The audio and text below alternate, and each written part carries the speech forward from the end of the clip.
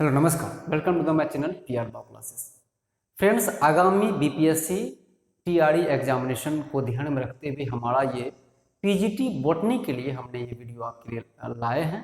जो भी PGT botany के अभ्यर्थी है इस वीडियो को कंप्लीट देखें, वो आपके लिए ये वीडियो बनाया गया है। आपकी मांग है कि आप पीजीटी बॉटनी के तौर पर हमारे लिए वीडियो लाएँ।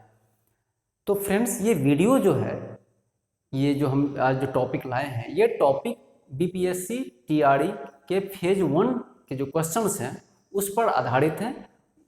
इसमें से एक क्वेश्चंस आया हुआ था और हम ये मान कर चलते हैं कि इस क्वेश्चंस के अराउंड में, चूँकि क्वेश्चंस इस टॉपिक से लिया गया है, तो आने वाले एग्जामिनेशन में भी हो सकता है कि उस टॉपिक के इर्द गिर्द क्वेश्चन अराइज करें। तो इस प्रोबेबिलिटी को मानते हुए हम ये वीडियो ला रहे हैं और ये वीडियो ज़्यादा बड़ा नहीं होगा, आपके लिए आसान है और आप इन चीज़ों को ध्यान में रखें और इन चीज़ों को राइट डाउन करें वीडियो आप बार बार देख के। और निश्चित तौर पर ऐसी संभावना है कि ये क्वेश्चंस यहाँ से आ सकते हैं। आगे में हम आपके लिए वीडियो लाएंगे, इसीलिए आप चैनल को जरूर सब्सक्राइब कर लें, अपने फ्रेंड्स को शेयर भी करें और लाइक करना ना भूलें। क्वेश्चंस है रेस्पिरेशन इन बैक्टीरिया, कि बैक्टीरिया में रेस्पिरेशन कैसे होगा, क्या उसके मोड ऑफ रेस्पिरेशन हैं। तो मोड ऑफ रेस्पिरेशन के आधार पर जो बैक्टीरिया का जो क्लासिफिकेशन किया गया है वो 4 तरह से किया गया है। ठीक है, हमारे पास समय थोड़ा कम था इसलिए हमने बोर्ड पे इस चीज़ों को नहीं लिख पाया। तो 4 तरीके से जो है वो क्लासिफिकेशन ऑफ बैक्टीरिया किया गया है on the best of mode of respiration. ठीक है, अब ये 4 तरीके से सवाल में हमारा नंबर 1 पर है ऑब्लिगेट एरोबिक बैक्टीरिया। ऑब्लिगेट आप पहले मोड ऑफ रेस्पिरेशन के आधार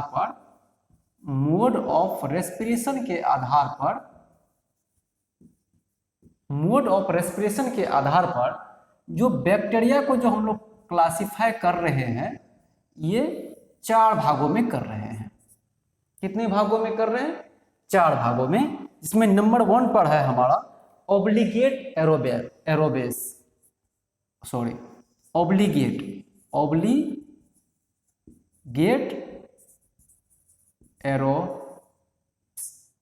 दूसरा है फैकल्टेटिव एनएरोब्स।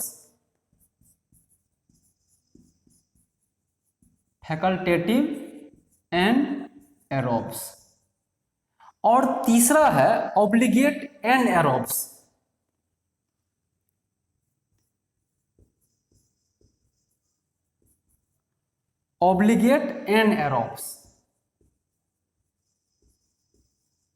और लास्ट में चौथा है आपको फैकल्टेटिव एरोब्स।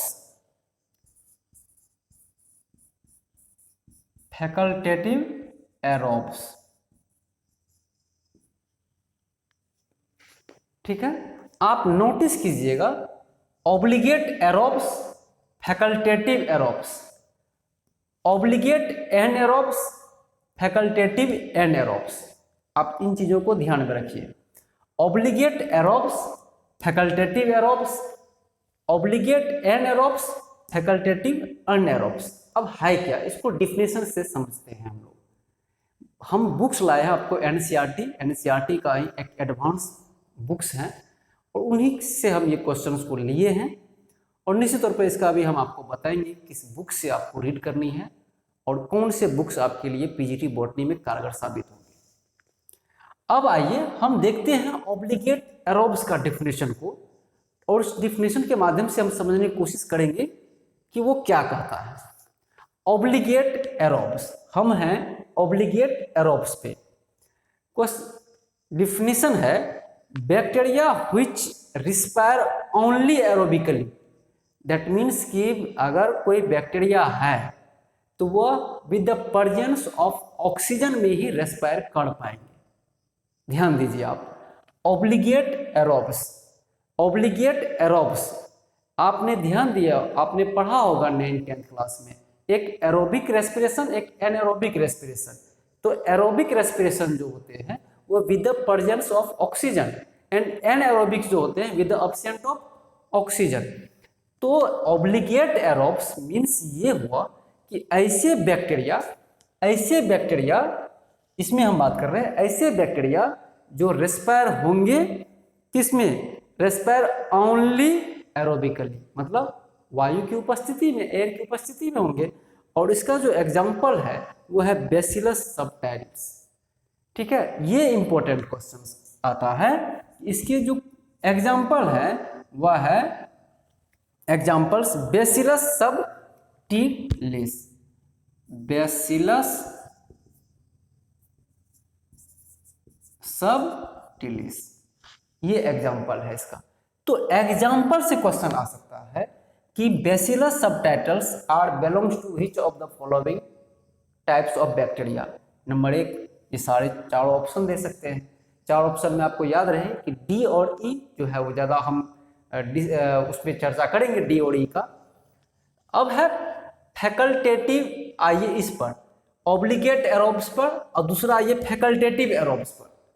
ठीक है, तो इसमें है रिस्पायर ओनली एरोबिकली, मतलब जो है वो रेस्पायर होंगे with the presence of air. Air बोले तो ऑक्सीजन, उसमें आ सकते हैं। लेकिन फैकल्टेटिव क्या कहता है, फैकल्टेटिव कहता है कि बैक्टीरिया व्हिच जनरली रेस्पायर एनएरोबिकली, मतलब फैकल्टेटिव एरोब्स में वो जनरली कह रहा है कि रेस्पायर होगा anaerobically, but can respire aerobically when oxygen is available. तो फैकल्टेटिव मतलब क्या हुआ कि अगर ऑक्सीजन अवेलेबल है तो यह रेस्पायर कर लेगा प्रेजेंस ऑफ ऑक्सीजन में, और नहीं भी है तो भी ये एनएरोबिकली क्या करेगा कि रेस्पायर कर लेगा। बात समझ में आई? फिर से हम चर्चा करते हैं। फैकल्टेटिव एरोब्स मतलब ये हुआ, मैं बुक्स के आपको क्लियर कर देता हूं कि bacteria which generally respire anaerobically, generally वो एनएरोबिकली है, मतलब वो बिना ऑक्सीजन का ही, बिना एयर का ही वो सांस ले सकता है। लेकिन अगर but can respire aerobically, but लेकिन वो सांस ले सकता है तो एयर प्रेजेंस रहेगा, तो जब ऑक्सीजन इज अवेलेबल, जब ऑक्सीजन अवेलेबल रहेगा तो that is most of photosynthetic bacteria, और ये ज्यादा फोटोसिंथेटिक बैक्टीरिया है जैसे कि रोडो सुडोमोनास। ठीक है, तो दैट मीन्स कि फैकल्टेटिव एरोब्स का मतलब ये हुआ कि मिला ऑक्सीजन तो ऑक्सीजन ले लिए, नहीं मिला तो संतोषम परम सुखम कर लिए। तो ये जो इसका जो एग्जाम्पल है वह है रोडोसुडोमोनास, रोडोसुडोमोनास। आप एग्जाम्पल को लिख लेंगे, रोडोसुडोमोनास। ठीक है, अब आइए ऑब्लिगेट एनारोब्स में। तो ऑब्लिगेट एनारोब्स कहता है कि bacteria which respire only anaerobically and get killed under aerobic condition, मतलब ये एनारोबिक कंडीशन में ही वो जीवित रहेगा, ऑक्सीजन की अनुपस्थिति में ही यह जीवित रहेगा। अगर ऑक्सीजन उपलब्ध हुआ तो ये मर जाएगा। फिर से समझ लीजिए कि ऑब्लिगेट एनारोब्स मतलब ये हुआ कि इसको वायु की यानी ऑक्सीजन की अनुपस्थिति में ही यह सांस लेगा, अनुपस्थिति में। लेकिन जैसे ही ऑक्सीजन उपस्थित हुआ ये क्या हो जाएगा, इसकी डेथ हो जाएगी, किल हो जाएगा ये। ठीक है, ऑब्लिगेट एनारोब्स। और इसका जो एग्जाम्पल है वो क्लोस्ट्रीडियम बाटुलिनम। इसका एग्जाम्पल क्या है, क्लोस्ट्रीडियम बाटुलिनम। आपको पता होना चाहिए कि क्लोस्ट्रीडियम बाटुलिनम जो है वो फूड पॉइजनिंग के लिए सबसे मोस्ट पॉजिटिव एजेंट्स माने जाते हैं। अक्सर में आप चाहे कहीं पर जाते हैं एज ए गेस्ट, बड़े भंडार में या कहीं भी कुछ भी खाने के लिए, तो वहाँ पर अगर फूड पॉइजनिंग हो जाती है तो उसके लिए जो सर्वाधिक पॉजिटिव एजेंट्स होते हैं वो क्लोस्ट्रीडियम बाटुलिनम होते हैं, जो ऑब्लिगेट एनारोब्स हैं, कि वो जीवित रहते हैं एनारोबिकली, लेकिन जैसे ही ऑक्सीजन मिलेंगे वो डेथ हो जाएंगे। अब आइए फैकल्टेटिव एनारोब्स क्या कहता है। फैकल्टेटिव एनारोब्स कहता है कि bacteria which generally respire aerobically, मतलब एरोबिकली वो रिस्पायर करता है, मतलब ऑक्सीजन की उपस्थिति में, बट स्विच टू एनारोबिक, अगर लेकिन स्विच एनारोबिक में कर जाएगा, anaerobic mode in oxygen deficiency, लेकिन जब ऑक्सीजन नहीं रहेगा तो उस केस में ये क्या करेगा कि एनारोबिकली चला जाएगा। मतलब ठीक है, कोई बात नहीं, मिला तो हम ऑक्सीजन में ही सांस लेंगे, लेकिन ऑक्सीजन नहीं भी मिला तो भी हम बिना ऑक्सीजन का भी सांस लेंगे। तो फैकल्टेटिव में, फैकल्टेटिव मतलब फैकल्टेटिव में जो भी स्थिति उत्पन्न होगी, फैकल्टेटिव का मतलब यह हुआ कि मतलब परम सुखम वाली बात है, मिला तो अच्छा, नहीं मिला तो भी अच्छा।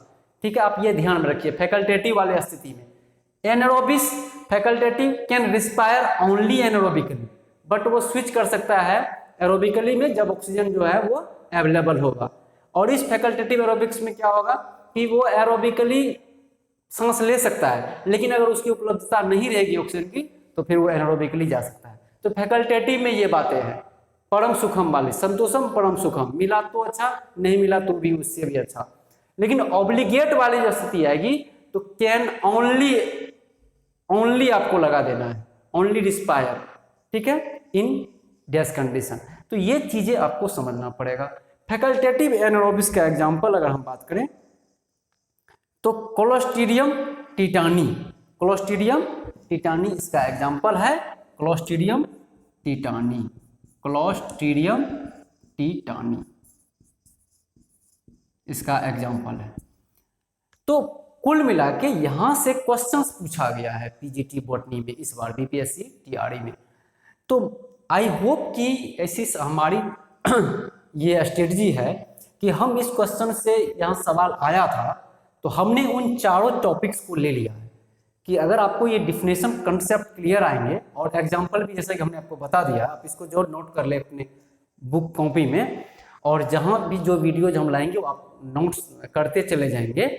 तो उससे यह होगा कि आपको जो चीज़ें जाती चली जाएगी, आप भी खुद रीड करेंगे। एनसीईआरटी को ही रीड करना है। एनसीईआरटी को कम से कम 25 से 30 बार आप रिविजन कर जाइए।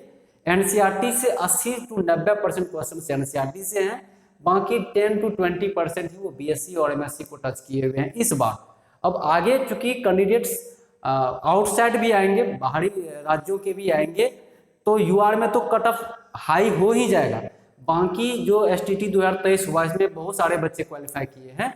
तो इसमें क्या होगा कि आपके कैटेगरीज में, जिस भी कैटेगरी में आप हैं उस कैटेगरीज में ही कट ऑफ हाई होंगे, तो कैटेगरी को कैटेगरी से ही मुकाबला ज़्यादा होगा। तो इसलिए आपको कोशिश ये होनी चाहिए कि आप अपने स्तर से भी एनसीईआरटी को रीड कीजिए। जहाँ कहीं दिक्कत आती है आप हमें कमेंट्स करें, आप हमारा कॉन्टैक्ट नंबर डिस्क्रिप्शन से ले लीजिए, आप हमसे संपर्क कर सकते हैं, व्हाट्सएप से कनेक्ट हो जाइए।